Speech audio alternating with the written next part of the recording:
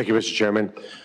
Scott, you've invested, give me a sense of how many companies Andreessen Horowitz has invested in since the time you were there starting the firm. A sense of scale, like how many, off the top of your head? It's been thousands. Thousands? Yes, sir.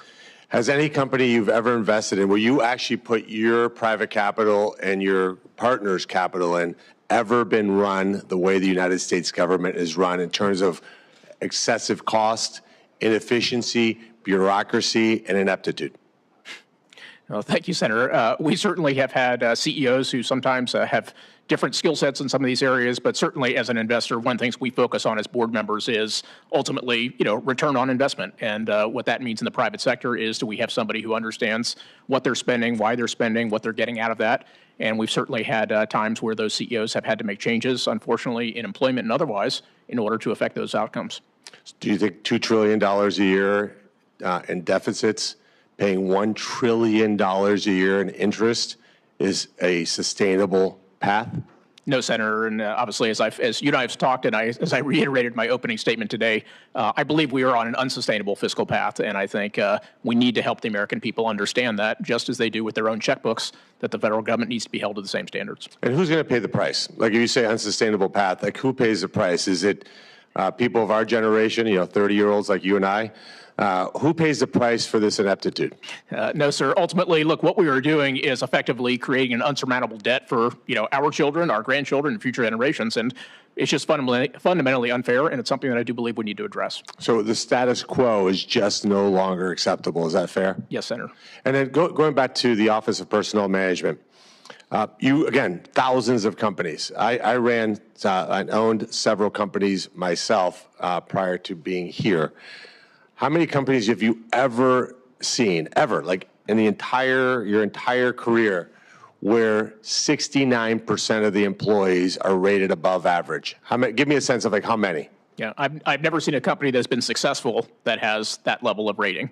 Meaning, if it were accurate. In other words, that's correct. Yes. What would you do if you found the CEO that could have created a team of people where almost 70% of the people are at the top rating? Yeah, so either this is the most incredible set of workforce we've ever seen, or as you're suggesting, it just really defies logic at the end of the day. And look, this is important not only to ensure that we have accountability, but it's also important from a compensation and incentives perspective, right? We want people who are doing well, quite frankly, to be recognized. I think we should recognize federal employees who are fantastic, and let's pay them appropriately. Let's give them promotions. But we have to have a system that doesn't peanut butter out effectively incentives and that does distinguish between top performers and, unfortunately, people who are not doing their roles. Yeah, and hiring is hard, right? I mean, hiring is hard. In my company, we used to say take a long time to hire and a short time to fire, because hiring is hard. You have a interview and you try to get the best sense of who's going to work there, but ultimately you have a batting average and you want to do as well as you can. Have you ever had a CEO that was so good at hiring that only 0.4% of the workforce was below average? No, Senator. That could bat at 99.6%. No, Senator. That would be remarkable. I mean, that person would be CEO of the world ever, right? They would put a statue of that person.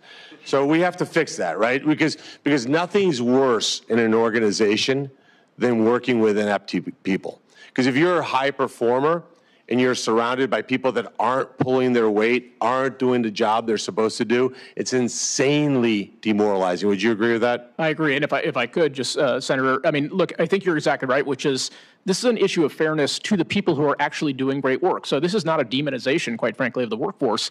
This is a recognition that when great people do great work, quite frankly, we should reward them for that. And everybody knows that if you have an organization where people are not performing, the right and the humane thing, quite frankly, to do is either, if you can counsel them and fix them, that's great.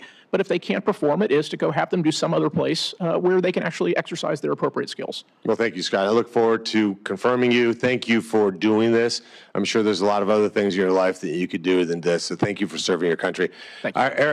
Eric, mind if I call you Eric, because Yuland, I don't know, it's too complicated to pronounce. But Don't worry about it. First of all, your daughter's always a shining star in the cloakroom. I don't know how she always smiles like that, but she's great.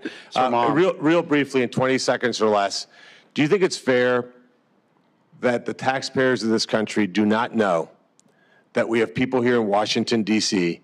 that are willing to send $40 or $50 billion a year to foreign countries to help foreign citizens in foreign countries when our people need help. Our seniors are struggling. Our middle class is struggling. We have a problem with housing. And yet we have a government that prioritizes sending tens of billions of dollars to foreign countries. Do you think the average American understands that this government has done that? No, Senator, I still don't believe that the average American understands it, but I believe the average American understands where President Trump stands, the agenda he's set, the objectives he's laid out, the goals he expects all of us to accomplish, and the mission set that we have to deliver courtesy of his mandate.